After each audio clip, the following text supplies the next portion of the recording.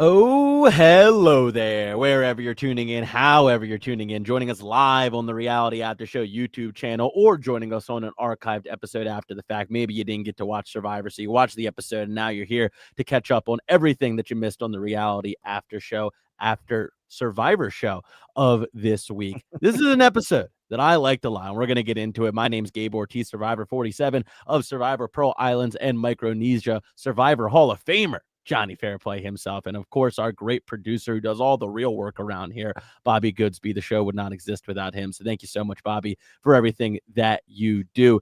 Now, I think that a lot happened in this episode, and also not a lot happened in this episode, and we're gonna get into all of it right now. This was a little bit of Survivor history. We had, for the first time ever, a second tribe swap that went from 3 tribes to 2 tribes, back to 3 tribes for the first time ever. Jonny, what did you make of this decision? I can kind of tell by your body language you didn't love it, but tell me why you didn't love it. I don't. I was hoping for a double swerve. It's like, yeah, we got the fake challenge set up. We went to a lot of expense to set up this challenge, but yeah, we're merging and blah blah blah. So I hate 3 tribes. So to go back to 3 tribes, I just wanted to punch the television. I like that. And I also had a little negative energy. My fiance watched the episode tonight. It's the first episode she's watched this season. Okay. And I was like, what do you think? She goes, I liked 47. Let's go. So I will say this: as the episode went on, the characters grew on her a little bit, and I felt they grew up. Like, the first I feel when we got the Instagram lead in and all that, I'm like, ooh, this season is a little iffy. And then the first episode, I'm like, you know what? I feel like I like most of these people.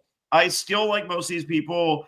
And then my fiance, she was like, all right, she was like, this ain't the old Survivor. And once again, 47 was the closest thing we've had to old Survivor. So, but I think she did what we did in the Instagram preseason and the first episode and where we are today. She did all that in 45 minutes. So I think that's pretty telling about this season. But the 3 tribes I just hate. Yeah. Bobby, when you saw that they were going back to 3 tribes, and we saw last week that was going to be what happened, so we all knew that this was happening. Was that something that excited you, or were you dreading watching this play out in this week's episode? I mean, okay, first off, I hate the idea of going back to 3 tribes, right? Especially when it's 3 tribes of 4. Like 3 tribes of 4, there's really no place to hide. The numbers can dwindle. You can completely get swap screwed in this moment. I do appreciate that it's just a 1-week thing. Like, if it was continuing on multiple weeks, I would have a real problem with this. Luckily, we're just getting the merge next week. But why not just merge now? Why do we have to have a 1-week hiatus of 3 tribe format? Why can't we just merge early? Like, I just don't understand that. Why do this for 1 week? How will you feel, Bobby, if this replaces Mergatory? I'll take this over Mergatory. Yeah. If they go next week and they're just officially merged, everybody gets a buff. Whoever gets voted out next is on the jury. Like, is that worth this format change? I mean, Mergatory is just stupid to begin with, right? Why can't you just have a normal merge with everyone there, everyone voting, and then eventually get down to jury? Like, you can have people in the merge that aren't going to make jury. I'm fine with that. But the Mergatory situation is the part that sucks, where you have multiple tribes, what have you. So I guess I will take this 9 times out of 10 over Mergatory. Okay, Jonny? What does Jeff not remember about a huge tribal council with all these little clusters and anything can happen? I just feel this man has forgotten what, like, when we watch Survivor, and we're going to get to the Rizzo of it all later and the pre-merge of that. But you watch Survivor to get to the merge, because when the merge happens, that's when it's big and that's when it's better. And that's when things happen. And this guy just fights with everything within him to give us that they're all like, it's just like, hey, they're all together, but it's mergatory, and there's two, and then we're still not there, and then we're gonna do one more. It's half of you can vote, and the other, and I'm just like, oh my god, you like literally the coolest thing in Survivor is 12, 10, 8 people at Tribal, and you don't know. Yeah. No, I totally agree. Yeah, And I mean, yeah, unanimous, yeah.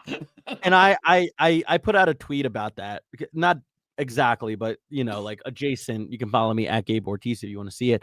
But essentially, I was like, I want to see as many people go to Tribal as possible every single week. Always. Because I want to see people's games get put to the test. And the only way you can see people's social games, people's strategic games, people's advantage games, people's even physical game with whether or not they win immunity is by them going to Tribal. Like that's where you get the payoff of getting invested in people's Survivor games. And so when we only have 6 people, 5 people, 4 people on an 18 to 12 person cast go to Tribal, it's like there's 30, 40, even a half of the cast that I don't get to see. And I want to see those relationships get tested, but I want to see who's lying. I want to see who's telling the truth. Like that's at the core of Survivor.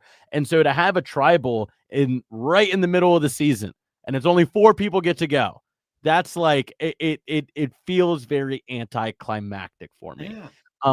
But getting into this episode, we open up at the challenge. Christina has a faint moment where she says her vision went all blurry, and this is the hottest season in the history of Survivor. So I assume it's going very poorly for a lot of them health-wise. Who's Dr. Barry? I've never heard of Dr. Barry. I've never seen Dr. Barry. That was a new cameo. Where's Dr. Joe? We had Dr. Ada. Did you hear who? Dr. Ada. Did you hear about Dr. Ada back in the day? Ado? Yeah. Who is Dr. Ado? That was Mark Burnett's friend. Really? I will tell you plenty after the podcast. All right. He was very, very popular. Wow. All right. So, but all right, hold on. Here's what I feel potentially led to this overheating. The Uncle Jay from Christina. We hear Joanne. What are the thoughts on Uncle Jeff? Because let's not forget that this started last season with Star, who was saying it a lot. She was saying Uncle Jeff a lot, and now it's carried over into this season. What do you make of it? I loathe it. If one more person says it, I think I stop watching Survivor. Like I literally hate it that much. Star is. Have you met Star? Yes. So Star is one of the most amazing people I've ever met. Is a Star.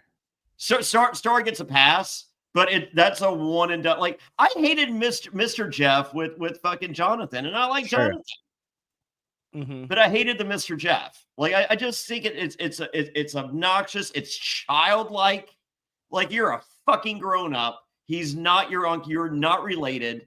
I just fucking hate it.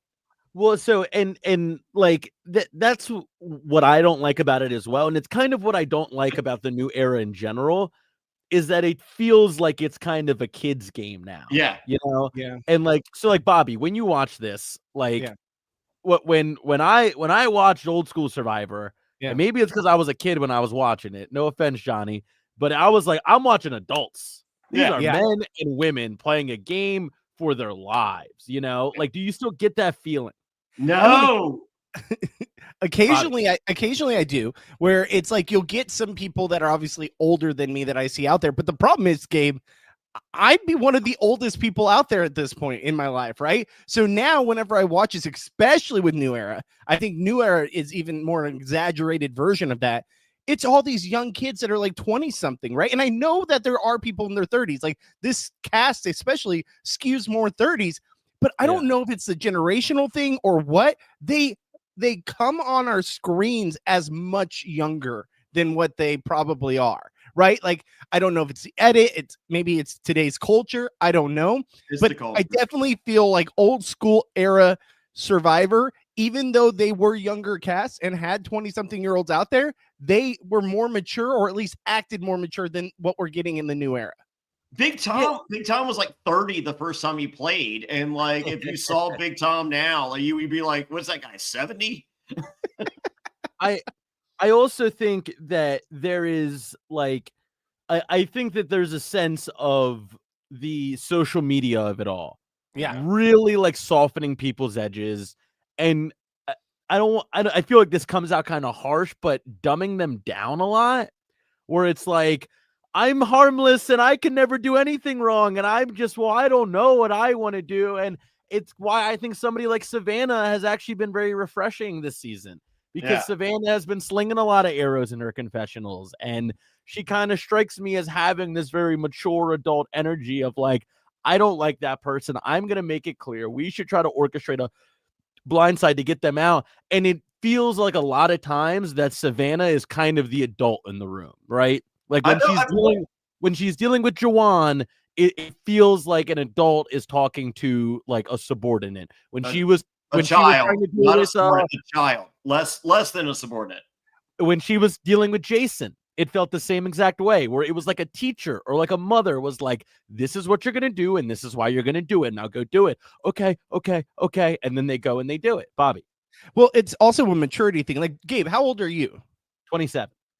Okay, you are younger than both Jawan and Steven. Steven is literally my age. He's a year younger than me. I'm 36. He's Steven or 35. Jason? Huh? Steven or Jason?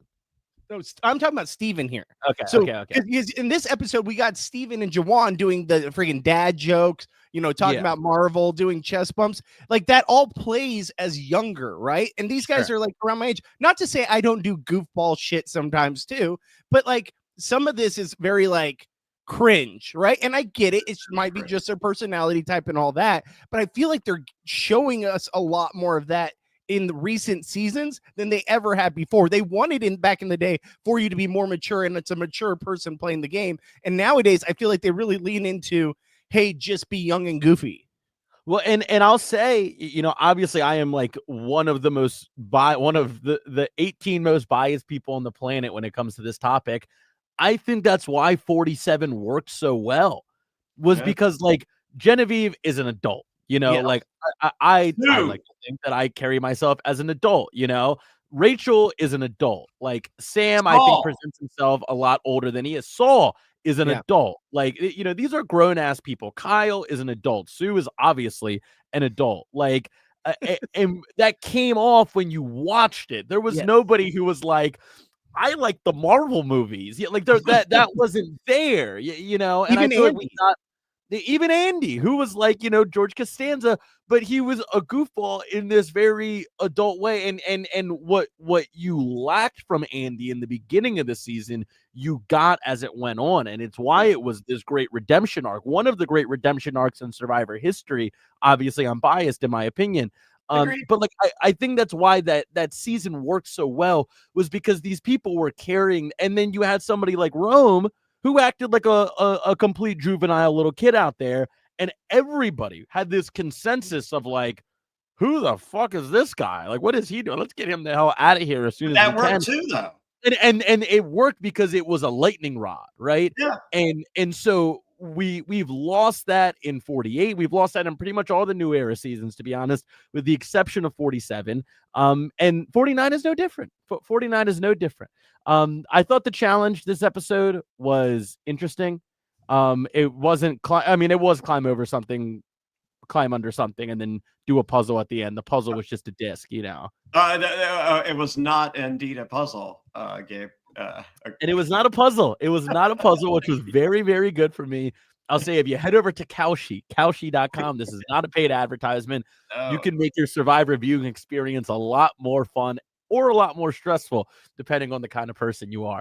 Can I say not one a puzzle. Thing? Yes, please. One more thing. Please. Okay, Russell Hantz was the same age as Steven when he played his very first season. Watching him, that was a grown-ass man being a villain. When you have someone like Rome playing, that felt like a childish behavior. Wait, Russell and Rome are the same age, or Russell? No, I don't know how old Rome is. You might know better than I do. But Russell Hantz was 36 years old when he played. He's my age when he played Yeah. for the first time. And that Gabe, on my ask TV for him screen. on Twitter real quick how old he is. I can't. I'm blocked. But I'm but blocked that by Robin felt Twitter, like so I a can't. grown ass man playing Survivor, did it not? No, that's a great comparison. And I think, like you said, I think a lot of that is generational. I think people just kind of, we don't need to do a whole whole philosophy podcast on why, millennials and Gen Z act the way they do nowadays. But I think a lot of that is cultural. But I also think a lot of it is casting too. I think those are the kinds of people they're looking for. I think they're looking for people. They're casting with, themselves. they're casting themselves. They're casting people who have like YouTuber energy. I know I say that as we're being YouTubers right now, but I think they cast people with the energy of like, get ready with me to go to the mall today, and we're gonna go see the Marvel movie. And after that, I'm gonna tell you my 5 best dad jokes. Like it's kind of this like it's Show Speed or was his name? Yeah, Speed. Yeah, exactly. Yeah, Or I watch wrestling and they bring in all these influencers and YouTubers, and I'm just like, I don't know who any of these people are. I don't care. It's like the NFL leaning into Taylor Swift. Yeah, but I was like, I get it. I'm not saying you're stupid for doing it.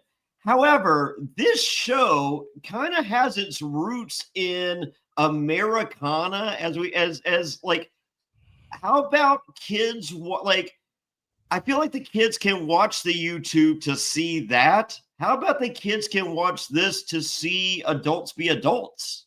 Well, and so I think that's a fantastic take, to be honest with you. That like Survivor has been very beholden to the media culture of the time, and I think for a while that worked for them.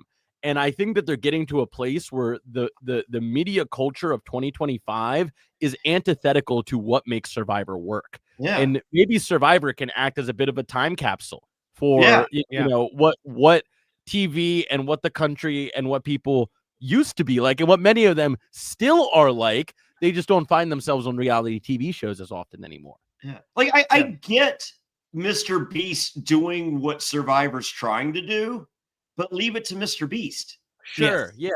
Yeah. Like, Jeff, you're not Mr. Beast. You're Jeff Probst. So don't try to be Mr. Beast. Be Jeff Probst.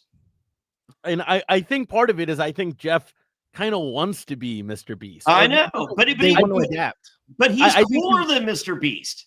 Well, exactly. And that's what's frustrating is that there is a lot, and especially today, and I don't want to get too deep in the weeds on it, but like with the current administration kind of setting what a lot of the culture in the country is like right now, and kind of the pendulum swinging back against what we've seen over the past 15 or so years in the way that the culture has shifted.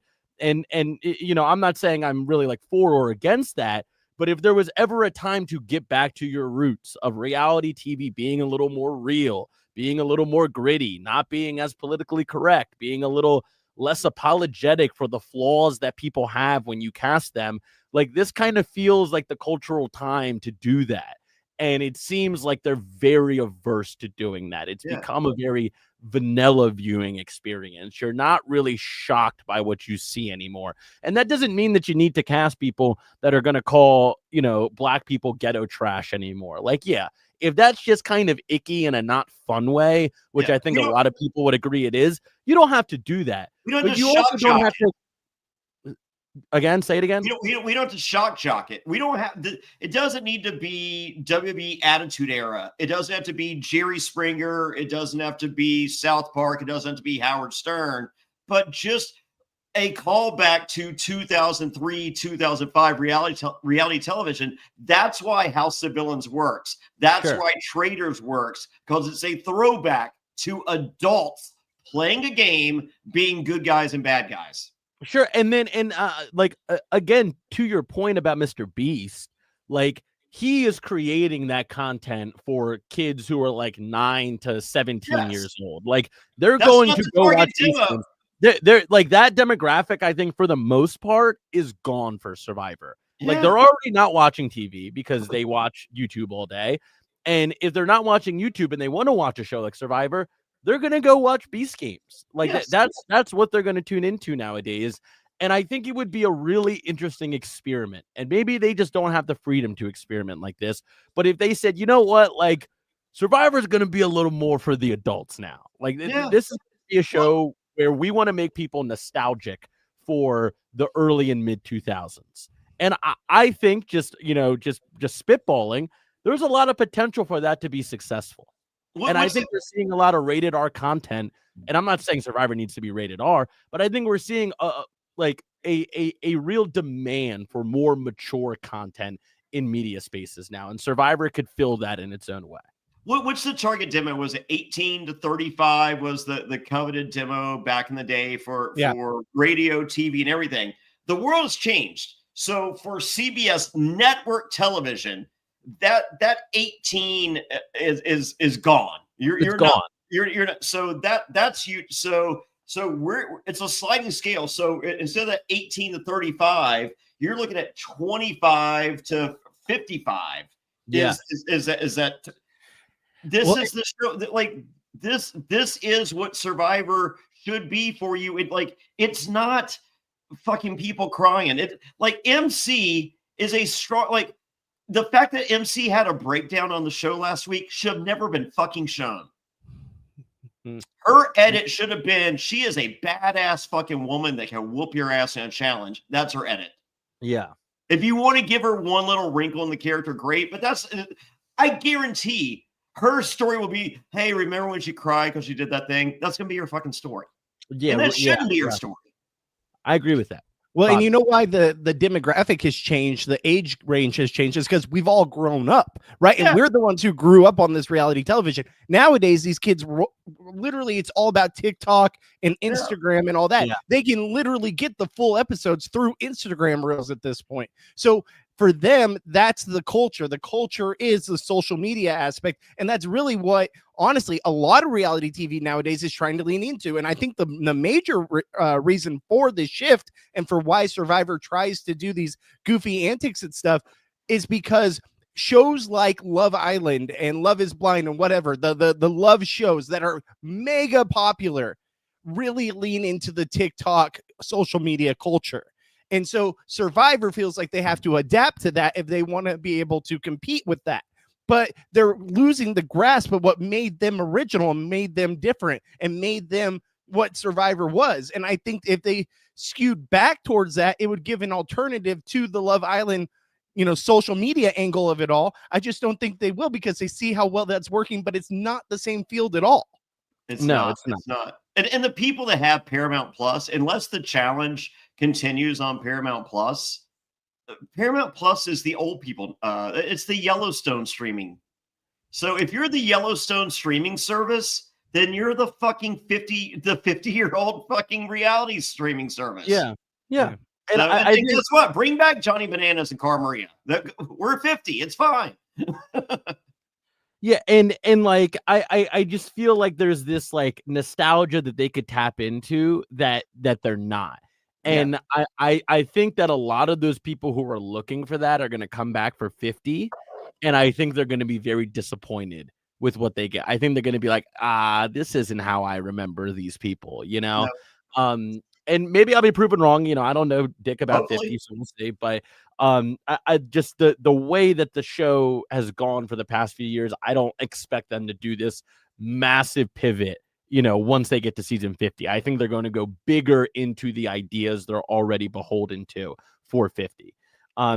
So getting back to this episode, we have the challenge. It's a reward challenge. They get grilled cheeses, they get chips, they get iced tea. And Sophie Bellardi wins her first and chocolate brownies, which was so important. Chocolate brownies, yes. You had to announce it separate. All right, the chocolate brownies. Are chocolate brownies that big? I don't have a sweet tooth. Okay, I think fucking grilled cheese and chips. I tell them to go fuck themselves. Bring me a fucking steak. Like what the fuck is? But like, are brownies that big? Like. I know it's a case by case basis. So I mean, I like a brownie, Oh yeah, I would like a brownie. I like a brownie right now. I definitely like a brownie. Be a difference maker for you guys out there. I mean, I don't know if it would be a difference maker, but I think it was already, as it should have been, like kind of a light reward. So it was like, and then here's like something real nice, like something that's just tasty, because we're not really giving, like, grilled cheese and chips is like air pretty much. Like, I mean, it's one step above air. Did they get any drinks? They got iced tea, I think. Iced tea. So, okay, not, one thing not I want the wrapper. what it should have been was, hey, we're going to give you 2 grilled cheeses if you win, if you get first place, and then 1 grilled cheese for second place. Like Yes. realistically, 1 grilled cheese, is that going to really even sustain you? Yes, it's something because you've had nothing. But like, these fucking millennials or fucking, but whatever, whatever Gen these Z. Gen Z, they don't even know what fucking cheese comes on a grilled cheese. It's like, is it cheddar? I don't know. It's like, it's fucking American cheese, you fucking moron. Did that not look like the worst grilled cheese you've ever seen in your life? Oh, well, so I was thinking that because the thing is that like keep in mind, everybody who's like tuning in right now, like they do not make the rewards like to order. Like they made those grilled cheeses probably before the challenge. Like those were like hours old grilled cheese. And like and if you've ever had, which I'm sure everybody has, you ever have a grilled cheese and it's not immediately fresh? Yeah. Like, you ever have a grilled cheese where it's not gooey cheese inside? 5 minutes later, it's like you're eating air. It's like stale air. It sucks. Yeah, a 5-minute old grilled cheese is a worthless grilled cheese. Yes, it sucks. If it's not steaming hot, it sucks. Yeah, and so I know that so those flat. are good. Sorry, And it was like it was what, 1 slice of cheese. It was 1 slice of cheese on there. They couldn't even load it up. Like I'm a tomato mayo butter guy.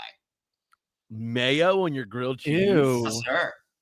I'll do tomato. That's fine. I'll put Ew. bacon on it. But then is it even a grilled cheese if you put bacon on it? Yeah, it doesn't matter. It's not a grilled cheese. If you put anything on it, it's not a grilled cheese. It's no, a grilled cheese is just cheese and bread, guys. Like, but like load up the cheese, so it's like just drizzling down. Bobby, what are you drinking over there? Yeah, I almost messed that up. Oh, what am I drinking over here?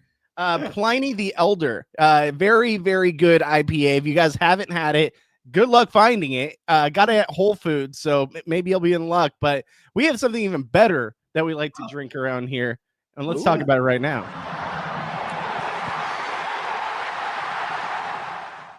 Watertown Whiskey, guess what? Philadelphia Eagles back-to-back. Here we go, Super Bowl champions. You see, Daniels, it is the Commanders' year. Woo! Super Bowl bound, Watertown Whiskey. It's back-to-back. The Chiefs are going back, and they're winning this time. Watertown Whiskey. Y'all boys heading on down to 8 Mile. Lions got this. Watertown Whiskey. It's the AFC's year, but it's the Chargers. There's only one thing I gotta say. Watertown Whiskey. Jets, Jets. Shut on. Hartford Whalers, we're going to the Super Bowl. They're close to Watertown, right? There's one thing we can all agree on. Watertown Whiskey. Escape the ordinary. WatertownWhiskey.com. Drink responsibly.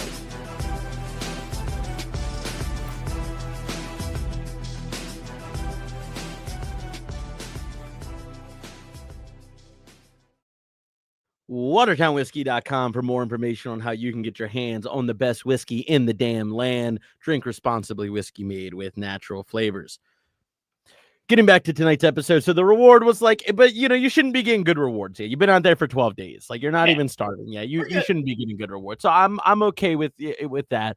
And the next phase of the episode is kind of like all of these new 4-person tribes going through their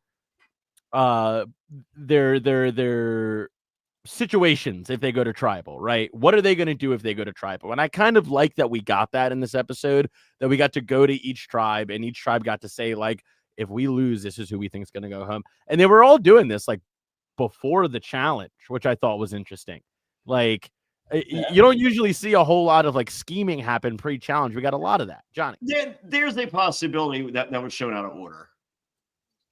Also true. Also definitely true. Yeah. Yeah. We don't know for sure based on the edit if they, it's just like, hey, let's show this before, because they literally sat around and said nothing because they didn't want to show their cards. Sure, of course, which is probably what happened. Yeah. But we go to the new Kelly tribe, which was the one that went to tribal, right? Yeah. I don't remember how it shook out. Okay, so the New Kelly tribe is the one that went to tribal. The new Uli tribe was with Rizzo, Savannah, and no, that was the new Hina tribe. The new Hina tribe, the new Yellow tribe was Rizzo. That's the problem Savannah, with this. Sophie. I know. Yes, exactly. It was Rizzo, Savannah, Sophie, and who was the last person there? Nate. No, MC. Tina? MC. Yeah, because MC tells Rizzo that she which is a very interesting grouping of people, right? Because I think that those are like 4 of the main characters of the season. Like Rizzo, Sophie, and Savannah are clearly 3 of the main characters this season. And I think from that old Hina tribe, like MC and Steven are kind of 1A and 1B, probably a little more towards MC right now.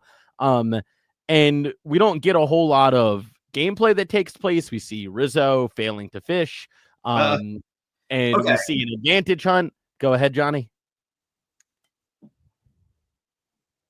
Was there allegedly humor in the scene? I appreciated that they had the epic music for the buildup of him being like, I'm going to go fish and be Ozzy. I thought the punchline of it all dragged on a little too long. Oh my God, way too long. Bobby, what? I hated it. What were your thoughts on that, Bobby, on Rizzo's failed fishing adventure? First off, why are you putting on the fins 30 yards from the water? All you have to do is walk up to the water and then put them on. Put on the fins. Secondly, once you get in the water, you're already there. Whoa, Bobby. So you're trying to tell me that you wouldn't let a man that puts on fins 30 yards before the water do your taxes? Oh no, I would absolutely allow that because it probably still does it better than me. But because at 14, this fucking brainiac did his parents. And apparently is just as smart now as he was. We just found out they got busted for tax evasion too, so it's been a whole thing. I'm just kidding. Oh wow, just kidding. But okay, once you're already in the water, did this not just feel like a skit? Like he was doing this for his TV time? Yeah, I hated it. You just went 30 yards of walking like that, and then once you get 5 feet into the water, you're like, oh, screw this. And then we got nothing of him actually going out there. It was like it just felt like a stupid TV gimmick. No, I agree. It was fucking Steve Urkel. Yeah, I thought it would have been funnier if they did like the epic build up and then they immediately cut to him like falling on his face in the water. Like I didn't need the long trek. I didn't need the trek to Mordor of him in the flippers. Like it was a fucking episode of Family Matters. It was Friday night. Fucking ABC, it's like literally this. It's just like I don't even think my 8-year-old would laugh at this. You know what works better is going in the water and like losing the pole as we've seen in the past, or going out there and coming back with the smallest fish ever. Those are fun little dodo kind of fun edits. This was just, hey, I'm just trying to get my screen time. What's going to be the best thing for my social media? Oh, how about me walking with these big fins in the sand and giving up? Yeah, I mean, what? Right? We have a group text. Peek behind the curtain. I'm just like, this fucking guy is on season 50. Here's my pushback on that. Is that I know that Rizzo has been very honestly not purpled, but one of the lighter edits of the season, and with the time he's gotten, I don't think we've really seen him do a whole lot. He hasn't really orchestrated any sucks. And what we've seen has been very uninspiring. But also, no legends are made in the pre-merge. I immediately bowed down to that text because thinking back, 0. I mean, in the history of Survivor, no legend has been made in the pre-merge. So that's an excellent point, Gabe. And what I will continue not to call him Riz God until he earns the name. Fair. He is just fucking Rizzo right now. And it's not even Rizzo, it's just fucking Rizzo. This fucking guy on my TV. He's fucking Steve Urkel. And he won the first reward by doing the most unathletic fucking wooden frisbee ball. He's like, and he's silently building his fucking confidence, doing bullshit. And I'm just like, oh my God. But if that's what it takes for this fucking guy to give me good TV, I'm here for it. Please deliver. I'm ready because this shit sucks. First off, if I have to hear the RIZGOD one more time, Yeah. like we get it. We've seen it. We saw it. And that go ahead. I don't mean to cut you off, but I think that's important because it does tie directly into the conversation we've been having this episode. That is a like hardcore Gen Z YouTuber TikTok thing. Hey, what's up, guys? It's RIZGOD, the Riz God here, the man, the myth, the legend, baby. And today we're doing a mukbang for you. I'm eating a bunch of Taco Bell. Like, that is a generational divide that we have. I just wanted to put that out there. But Bobby, please. No, and I will give a little pushback to you guys where you say no legends are made in the pre-merge, with the one caveat being the first boots. How many first boot absolute legends do we have? Like, I think if there's any position that there's a actual legendary player, and not for like the good reasons, but for absolute dodo, you're the first one out, but you were such a crazy fun character that like you got like Zane Knight. Exactly. That's exactly what I was thinking of. Francesca of it all. Francesca. And then oh my gosh, why am I blanking on her name? Oh my gosh, Redemption Island. The guy from Micronesia. I can't believe I'm blanking on her name right now. Oh, the guy. Yeah, there you go. No, but there are the legends that are the first boot, and everywhere in between that, before that, absolutely, I agree with you. Yeah, but legends very first boot, and then after merge or after journey. Yeah. So once again, there must be something to this kid, but like up until now, I mean, this is when I say this guy's Timu Rob C, I'm being fucking nice to Timu.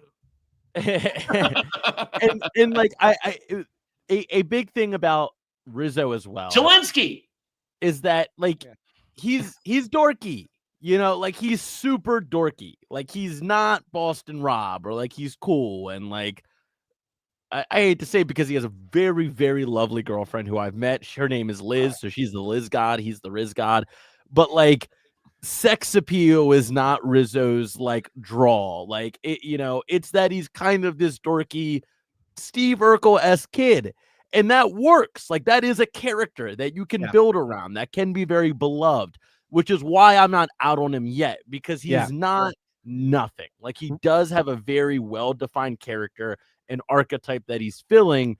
I need to see him cook. That's what's missing. I need to see him play Survivor, and we have not seen Rizzo play Survivor yet, and that's what's missing. But again, no moves made in the pre-merge define who you are as a player. Reem is who I was thinking of. Reem. I don't even know who that is. Yeah, Reem Daly. Reem Daly from Edge of Extinction. Yeah, the concierge of Extinction. Did you not watch Edge of Extinction? No, I've never watched it. I've never watched that season. Oh, she was great. Reem's great. Reem is one of the all-time best first boots. Honestly, watch the first 3 episodes and the last episode, and you're good on the season. And then just stop watching. No, honestly, if you watch those 4 episodes, it's one of the best seasons ever. It's great. If you just watch the last episode, because it was such a slap in the face to everyone that watched the entire thing. If you just watch the last episode, possibly the greatest one episode in the history of the show. No, very true. Very true. My mom only watched the finale. She goes, "What a great story!" I'm like, "Not if you watch this season, it wasn't." However, I will say this, Gabe: if you haven't watched it, people shit on the season, but I actually really liked it. I thought the way it ended was so original and different that I actually can applaud them for like making an effort, changing it up, trying something different. It might have flopped, but it was still good. It was.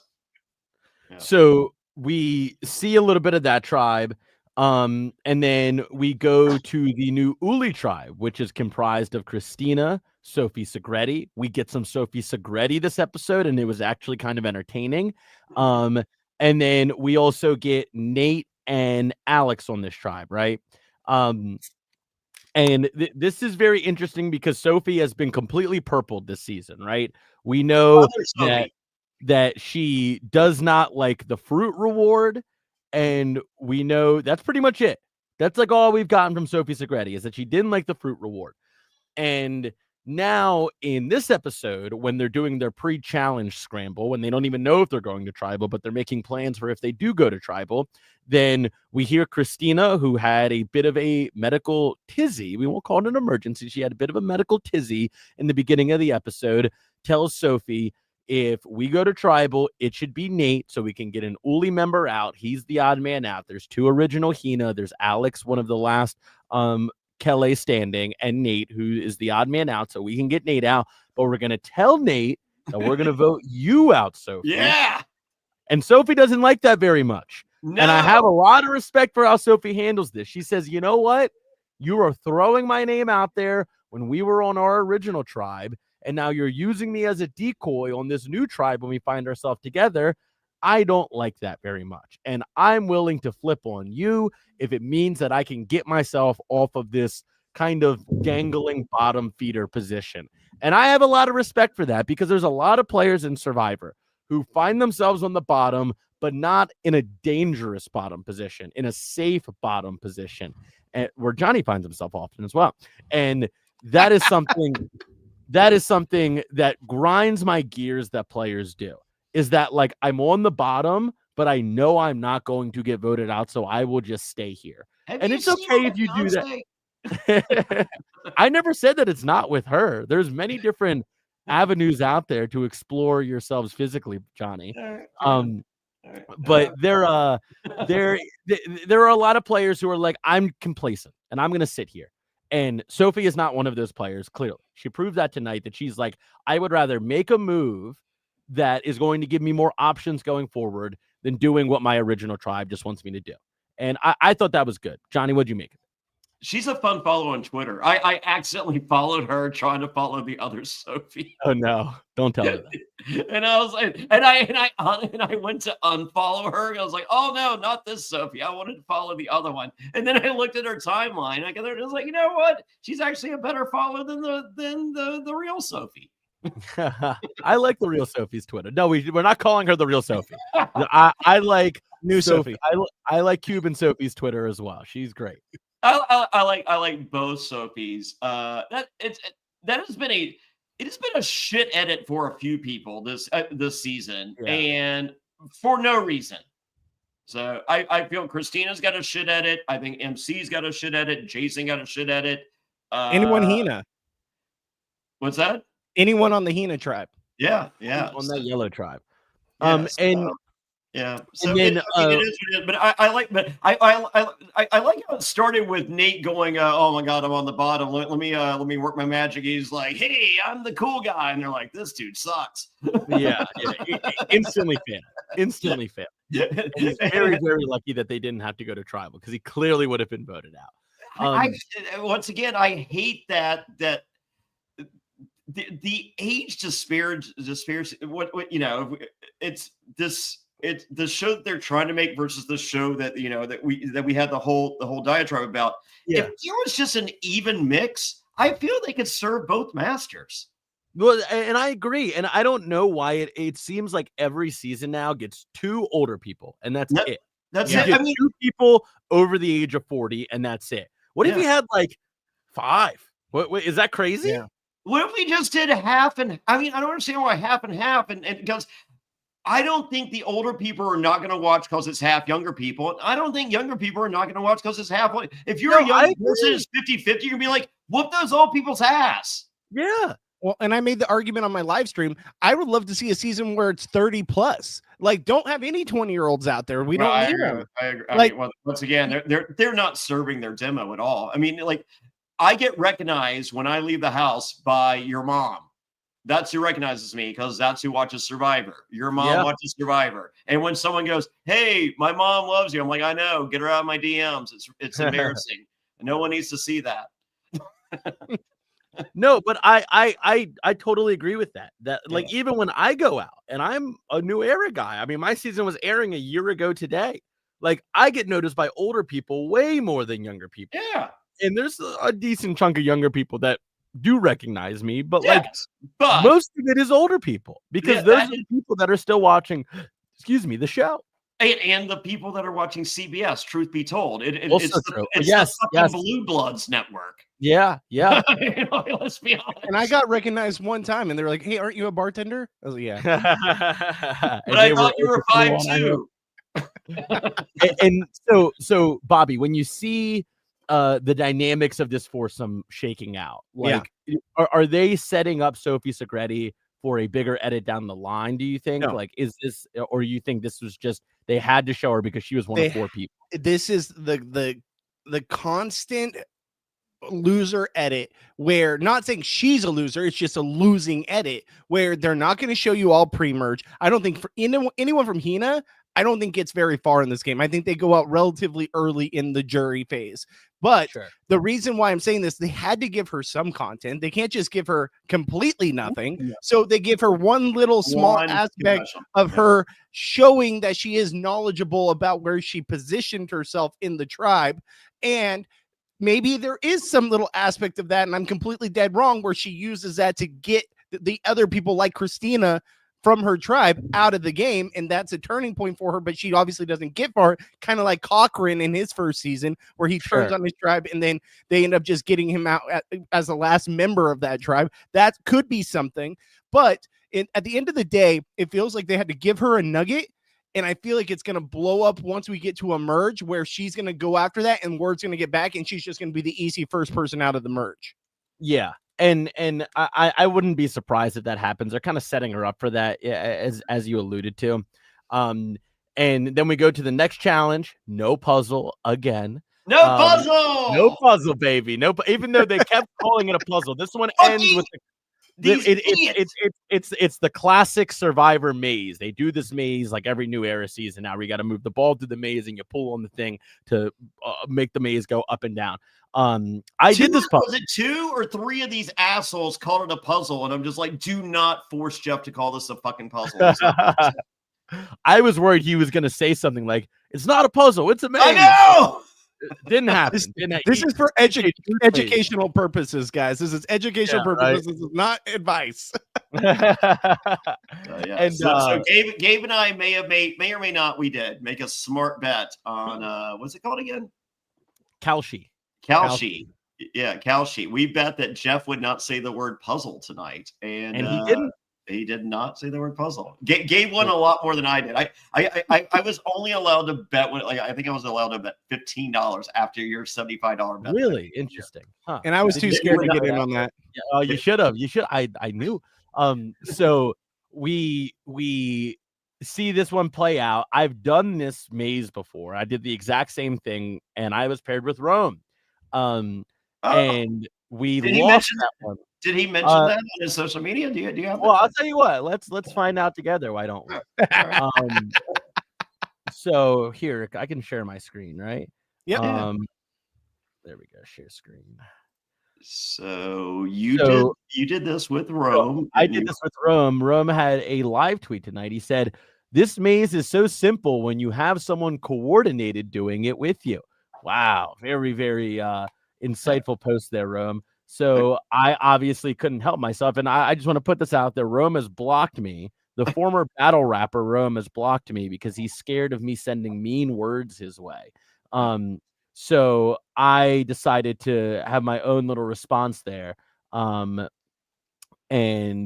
Rome throwing shots again while leaving me blocked because he's scared of mean words, parentheses, former battle rapper.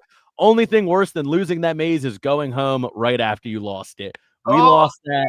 And then the next person to go home was Rome. He didn't even get a chance to win immunity that he probably would have lost because we lost that maze. And I'll be totally honest, it was completely my fault that we lost that maze. I was supposed to pull down, and I just didn't. But it doesn't matter because Rome went home because he's terrible at Survivor, and I did a pretty good job, so it's all right. But they do that maze. The tribe with Sophie Segretti on it, and with Christina and with Nate and with Alex make a big comeback. Christina was really struggling on the tie all the sticks together to make a pole and then get the key from a distance. Really struggling. She ended up having her hero moment. She figures it out. They make a big comeback. They go and they finish the maze. And then the other tribe with Rizzo and Savannah and Rizzo and Savannah win for their tribe. Yes, exactly. It doesn't matter anymore because we're all Yes. merging next week anyway. Yeah. And then the tribe with 3 original Uli members, Shannon, Savannah, and Jawan, plus Steven, have to go to tribal council. Now, this is very exciting because we got a whole episode last week. We got an hour of content last week about how much Shannon and Savannah do not get along. And we all thought we were going to get the conclusion to that story arc last week at the end of last week's episode. But no. That's not what happened. We had to watch Jason go home in the most predictable vote of the season. And now we get the payoff from last week's story. It wasn't even a big part of this week's story, but last week's story, now we get to see the end of it a week later. And it seems like clear cut, right? There's 3 of us here that are on the red tribe, and there's 1 yellow tribe here who we're kind of fighting against right now. Let's just get rid of him. But Sage says, I want to get Savannah out. And Shannon says, surprisingly, I want to get Jawan out because Savannah wants to make connections with the original Hina tribe because they know that the merge just have the door open. Which, to be honest, I don't hate that perspective. I really, really don't. And I think because Jawan was on the bottom. It was just like, look, we knew Jawan was going to turn, and we wanted to keep the lines of communication open versus an all-out war. You that could have easily been sold as a sacrifice to keep them strong. And I don't think they're mad at getting rid of Jawan. I don't think Savannah's not mad. Yeah, Savannah's not mad. Shannon's obviously not mad. Like, I don't think anybody's really moved if Jawan goes home tonight.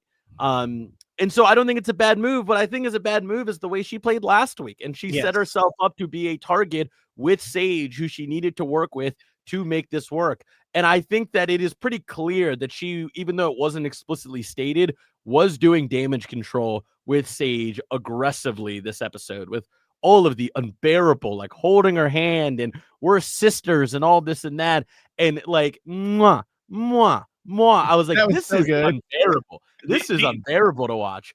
And the 4th kiss. All right. So my guess is on the kiss, it's one of 2 things. It's unbearable. Just, oh my God, are you like almost cringe? Or is it, I'm going to kiss and then look back to see if you're making a face? Because maybe I got the Iggy from someone else that you're making the face. And if I catch you making the face, then I'm swapping this off of fucking Jawan and I'm coming right back after you. Could be. Very well could be. I would hope that's it, because the previous of the 2 or the prior of the 2 options was cringe. The 4 kisses, I was just like, oh girl, stop it too. Just stop. Like, 1 was good.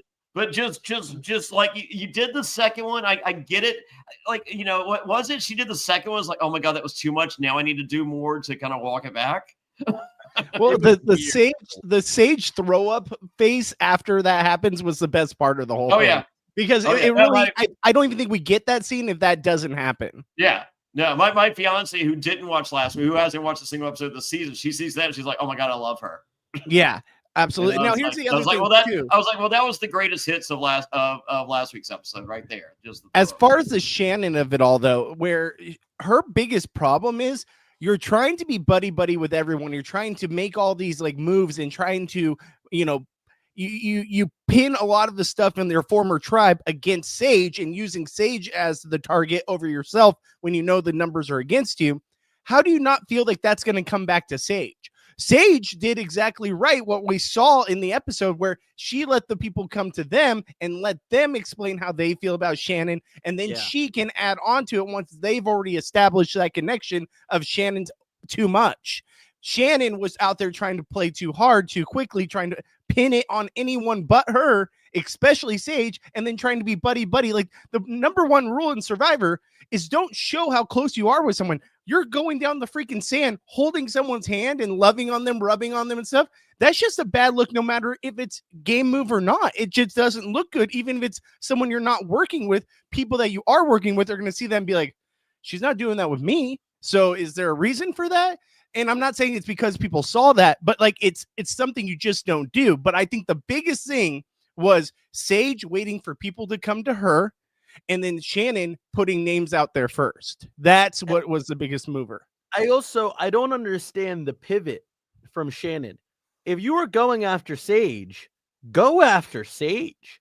Like, to your point, Bobby, you have to be assuming that word got back to Sage at some point, some way. Even if it didn't, even if you think you covered your tracks well, you should be operating under the assumption that this person does not feel comfortable with you. And I feel like the right move, instead of overcompensating with this sisterhood, love, weird stuff that was happening, would have been like, keep going after her and be the first person to go to Steven and say, you are safe tonight. You can confirm this with other Hina members after tonight's tribal council. Like, we are going to vote out Sage tonight. I am voting Sage. I wanted to vote her out before. Joanne would have gone with that. Well, no, because I forgot Steven was there. That way on last week's episode. Yeah. Steven was one of the people who Savannah was pitching Sage to. Yeah. So I don't understand the pivot. Why are you not going up to Steven and saying, like, hey, nothing's changed. It's still Sage, right? And then going up to Joanne, who seemingly will do whatever the last person he talked to tells him. Yeah. And saying, like, hey, I got Steven on board. Sage has been all over the place. Like, you make something up. Hey, you weren't there on our last tribe swap. Sage was going nuts working with other people against Uli. She's not Uli strong. I got Steven on board no matter what. We are voting Sage tonight. Obviously, Joanne will do that. Like, we can see that as viewers. She should be able to see that as a player. The pivot to Joanne is so weird. It's so weird to me. It makes no sense. It's anti-productive to her game. And I think she deserved to go home in the spot she went home. I think she just played it really, really poorly. Well, sorry, go ahead, Johnny. She played the set. I prided myself on playing the second half of the season and the first half of the season on Pearl Islands because that was the strategy. I wanted to go after Rupert and Burton and these big potential immunity beasts early, and I did that and I was successful. But that was 42 seasons ago, and that was an innovative move at that time. So we've seen all the moves now. So the move, right, like the move in season 49 Survivor is save those moves for the second half. It's like we're not reinventing the game on 49. It's already been reinvented 18 times. And I also, like, I just don't get the logic behind it. It makes no sense. Why are you burning bridges, multiple bridges on your original tribe, Bobby? Yeah. Well, I think the reason why she did that is because we obviously aren't seeing in the edit, maybe a small extent, but the reason why she did that, she knew that the number one target on their tribe from the very original Uli tribe was always going to be Jawan, right? It was not going to be Sage first. It was going to be Jawan. We've seen that many times with Savannah throughout the season. Yeah. So I think in her head is, I want to show to them that I'm still loyal to them over there. So I'm going to go after Jawan, who I know that they all communication open and kill two birds. That was her. That was her thought. Yeah.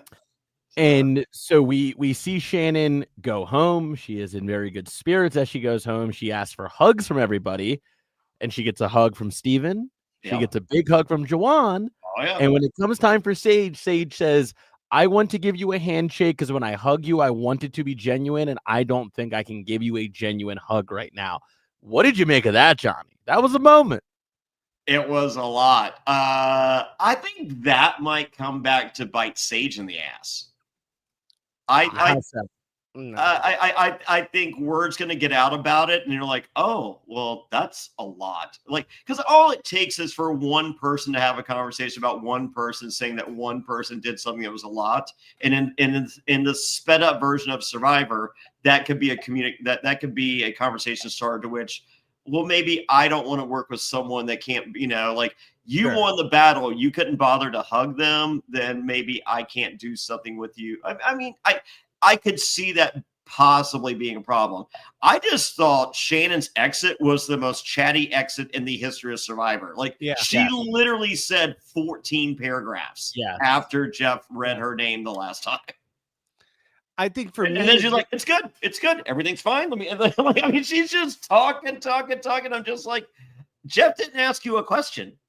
Yeah, in that moment, I was like Queen Sage, right? Like I'm as weird as Sage can be, and the whole blackheads thing, we've talked that to death.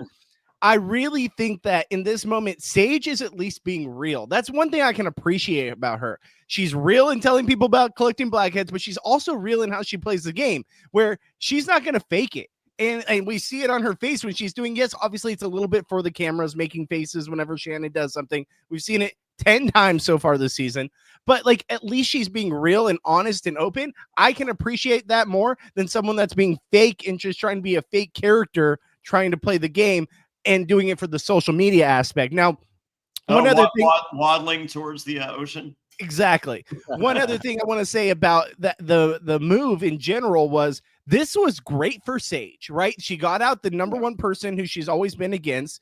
2, she's built that line of rapport with Steven, and the fact that she kept Steven now will show old Hina, who was the vast majority that was on the tribe with her before this.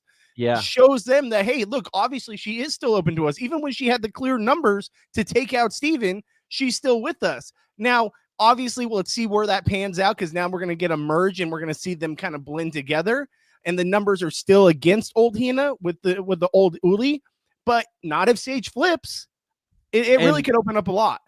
And let's not forget that last episode, Sage was actively flipping. She told the entire Hina tribe, or at least the Hina tribe that was with her, that Rizzo probably has an idol. And MC conveyed that to Rizzo in this week's episode. So, like, I mean, Sage is kind of already out there as this floater right now, where we're not totally sure where her alliances are going to go, because if you're Rizzo, I'm probably pretty upset that you outed my idol to everybody left in the game. And if you're on Hina, it's like, well, can we really trust you? And okay, you shared good information with us and you kept Steven. So both of those things are a good look. It's like, where does she go from here, Bobby?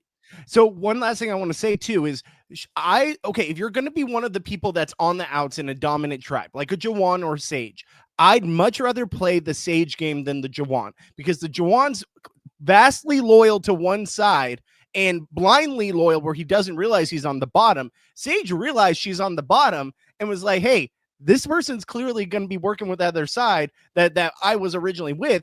Use me to use against her. And now, even when she does go over there, she at least has some capital in the game that she made a big move. She was the voice on making that target.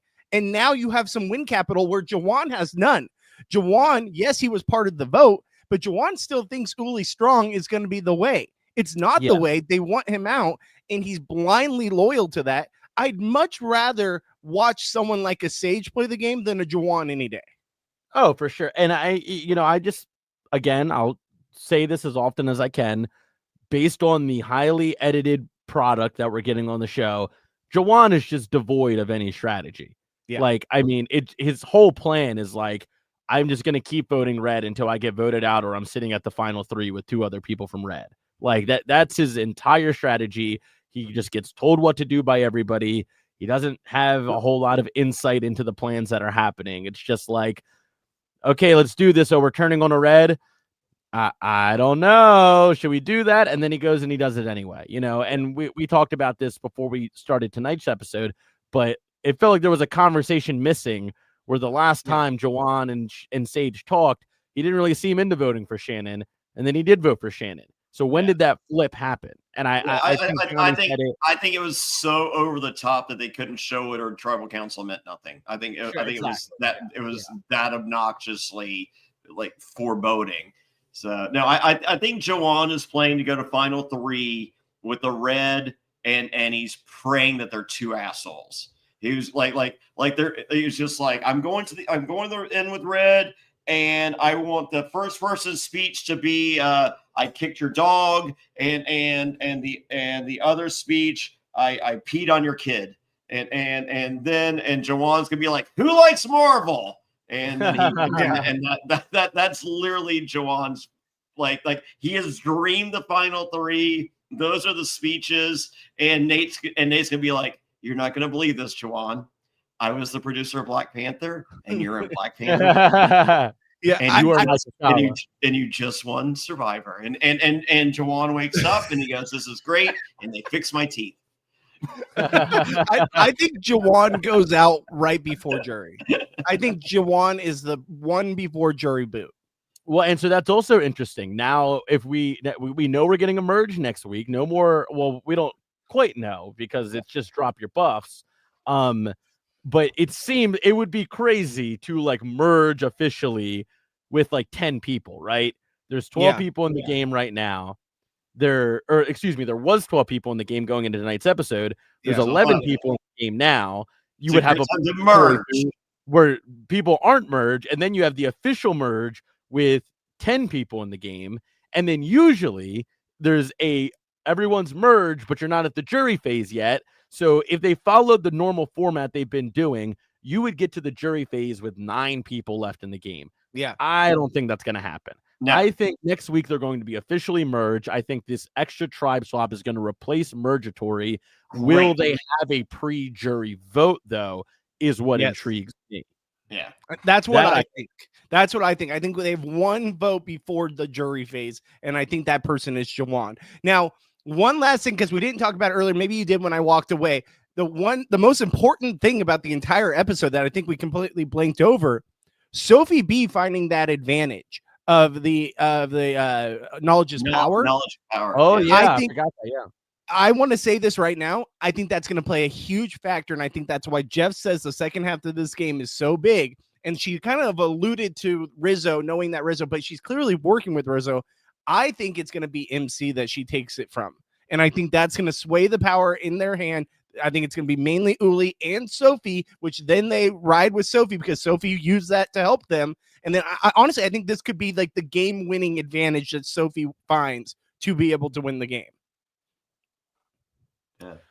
So I mean, I think Sophie has now taken her elite social game that we've seen so far this season. I think it's been great. She's been everybody's best friend that she's talked to. I love her.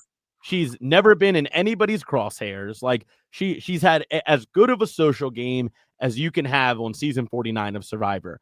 And she has now paired that with a successful advantage hunt. So she is in a powerhouse she's winning the game right now. Yeah. Like, I mean, and I love that her edit is she's dumb. Her gameplay is she's dumb. Her perception is she's dumb. She may be dumb, but guess what? She is smart enough. And I love the fact that that is the perception. That it is what everyone's seeing. And to whatever degree that it is true or not, and I don't care. And I don't think it's that true. But I love that her with this power and everyone thinking what they think. I think she's gonna know every advantage, every idol, everything, and then sit there and with the ability to fuck over anyone that she wants in the game. Yeah. And that's beautiful. This I think was the missing piece of her game so far. Yeah. Was because we'll see. I'm always down for surprises. I didn't think Rachel Lamont was going to be a challenge beast, and then she went on and set records or whatever. But I don't think Sophie's going to be winning a ton of immunities, and I think she needs something in her arsenal that can allow her to go on the offensive a little bit. And I think that this could be that that lets her say I'm not just going to get told all the plans and then choose what I want to do, which is a very powerful position and a great position to be in. I don't mean that as a bad thing, quite the opposite. But now she can say, I'm going to put things in motion myself. Yeah. And where I think a Savannah is in a position where she can do that. I don't know if Sophie is, but this could be the thing that allows her to do that. So I'm very into where Sophie's at right now. See, and I love it. Sorry, go ahead, Johnny. I love that Sophie found that advantage with Sophie found it with Savannah right there and didn't say anything. Yes. Because you would think Sophie would be like, guys, look. Yes. Or what is this? That's new era coded is to show everyone that you found it. Yeah. Right? Yeah. That made me so happy. And I'm so happy. The perception is she's dumb, and if she were dumb, she would have said, hey guys, look. She did not, and I'm just like, oh my god, she's my favorite player on the season by far. And here's the thing too, I think that with Sophie, like she's gonna use this to her advantage in a way that it's going to not disrupt the powers that be. Like they're giving us the red herring of her mentioning Rizzo and knowing Rizzo's idol, right? But the fact is, MC's there and doesn't have her advantage yet. But we saw in the next one on where obviously MC's fighting with Savannah to try to get the ball and chain at the well. So that's obvious that there at some point MC's going to go for the idol. So the idol, even though Savannah's there fighting her for it, Savannah's going to know and it's going to tell Sophie. I'm telling you, it's going to be MC's idol that she takes. And then one other thing too about it. Why did I just totally blank on what I was going to say? Yeah, go ahead, because I'm totally blanking. There was one other point I wanted to make, but I cannot remember it for the life of me. It just escaped me. Well, so when I look at Sophie's position right now, I would say the only person who's in a better position than her is Savannah, because I think that there are other dominoes on this Uli tribe that are going to fall if they start to get targeted. Like, I think Nate is seen as the head of the snake right now, and I think Nate will go home before Savannah does. I think Jawan is a very easy vote to throw under the bus for a lot of the Uli members. I think he will go home before she does. Sage finds herself in kind of this free agent position, so maybe she's not higher on the totem pole than Savannah is in terms of actual threat level, but she's just so insulated right now. But Sophie maybe Sage's threat level does go up once again based on the results of the Shannon vote. Yeah, the results of the Shannon vote, and she wouldn't hug her. It's just like, whoa, who is this Sage player coming out? Welcome to the chat. We got to get rid of her. Here's one other thing that this is what I forgot about. If they had knowledge's power out there for the three tribes where it was like, okay, here's, we have merged or swapped again. Here's another advantage for the swap tribes. Does that mean there's two other advantages out there on the other beaches? Like, are there going to be multiple advantages, or was it just the one beach that got it? Well, I think the only reason it's on that beach is because that's the only idol that's been played. Alex played that beach's idol at his first tribal council, so it got put back in play on that beach. MC is still hunting for her idol. Rizzo has the idol from his beach. That's interesting. And just one other thing too, because I think this is an important topic. If Sophie B is so good, why was she left out of 50? I honestly think it's because she wins. I think the other two don't win, but they were such big characters that's why they're going on. And she probably was like, I don't need to go on 50. I just won. Sure, unlike Kyle. I could also see. I think that's a really good theory and is probably the right theory. It makes the most sense, right? Like, it's Occam's razor. Like, it's the easiest reason for why. I could also see Rizzo being a character we haven't really seen yet present itself, that he's kind of undeniable. And I think that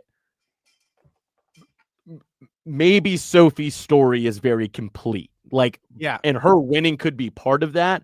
But also, you can have a complete story and lose, right? Like, I don't know. I'm kind of just spitballing, but I think that there's a world where, like, she just kind of has said and done everything that the producers feel like she needs to say and do. Does that mean she won? Probably, but not necessarily. Just to throw other ideas out there. But I agree with your. I feel theory. We don't know that I saw make it to the end and didn't win, and I was just like, I'm pretty content. It sucks, but I was okay with that. Like, I don't think we need Lil back. Sure, I would love for Lil back. I'd love for Lil back just to see what Johnny has to say about it. But she has to be in the scout uniform. That's the only way she comes back. Oh, geez. Well, you're asking a lot there, brother. All right. So what else we got, Gabe, before we get out of here? I mean, for my end, that kind of wraps it up. I think we covered everything that this episode has to offer. The merge, I think, is going to offer some more intrigue into the season. So I'll ask this last question, because I also do have to get out of here. What did this episode do for your opinion of this season? I think the perception of this season so far has been that it's been kind of boring. It's been very predictable. In a different way than 48 was, in my opinion. But did this episode do anything? We got our first legit blindside of the season. We had our first legit rivalry come to a conclusion this season. Did this give this season any more juice, or are you kind of on the same wave of this isn't really doing a lot for me? Johnny? I'm on the. Hopefully, the boring pre-merge makes for an exciting merge. Yeah. I'm gonna ride that train until I don't. But this season as a whole is an epic fail in that it was this 49 New Era All Stars was the only way to do this, and Jeff is a moron. Yeah, agreed. Yeah. Should have been New Era All Stars, should have been Legends 450. Completely agree with that. I absolutely hope that this is just a boring pre-merge. I feel like this episode was probably the best of the season, right? Sure, like, was it not? Maybe. And honestly, even though this could have been disastrous, because I still think the 3 tribe going to this new format of going back to 3 tribes could have ended terribly, where if Nate's tribe loses, they're 100% probably getting rid of Nate, and it's very boring, very predictable.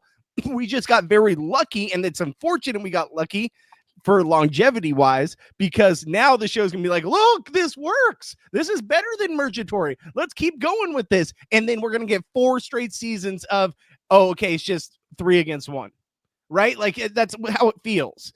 And I don't think this is the right answer. I think we got a very good version of what it could be tonight with the blind side, but I think long term, I don't think this is the right format for it. I do like it better than Mergatory, but am I saying that as a recency bias because of what happened? I really think that there's got to be something better. I think early merge is the best case scenario. I'd rather have an early merge with everyone together. More people. It's that simple. I mean, more people at tribal is good. We want more people at tribal. No split tribals, no double tribals. Send all 11 people remaining to tribal next week and have everybody be vulnerable, but one person that's wearing the necklace. There we go. Yeah. That's going to do it for us here on the Reality After Show Season 49 recap. Kind of coming together on this season, I think. I think we could have the classic, boring pre-merge, exciting merge. That's what I'm hoping for. I think that's what everybody is hoping for. I liked what we saw tonight. We have some people playing, and that's what's exciting. Go ahead and follow Bobby online at Goodsby Bobby. You can also check him out on Twitch, where we're streaming this right now on twitch.tv/Bobby Goodsby. You can check out all the cool content he's doing for reality TV content, Big Brother, Survivor, all that great stuff. Bobby, tell him. I have Rachel Riley. We're in contact. I will be having an interview with Rachel Riley about her game. And I've mentioned this before. I'm going to do it different than what you have seen on other interviews, because that's just bland. We just have another interview, which she's already done a bunch of. So this one is going to involve you in the chat. If you want to get your questions read to Rachel and ask her any burning questions, keep it appropriate. Don't get me fired. But we will be answering all of your questions live. To ensure that you get your answer read live, or your question read live on stream to Rachel, you can make sure to get it read live if you put it in the super chat. It's not necessary, but the super chats will get read first before anyone. So if you have a burning question you've always wanted to ask her, make sure you get in the super chat. If not, I'll try to get to all your other comments if I can, if the chat's not going crazy. I will let you guys know on my social media at Goodsby Bobby when that interview is set and locked to go. Hell yeah. Can I give you guys? Yeah, please. Can I give you guys some tea? Yeah. What's that? Thursday, February 19th. Traders premiere. Ooh. Peacock. Whoa. Thursday, February 26th. House of Villains premiere. Peacock. Wow. Bam. Tea. Official. Maybe for my birthday. There we go. Wow. Wow. Heard it here first.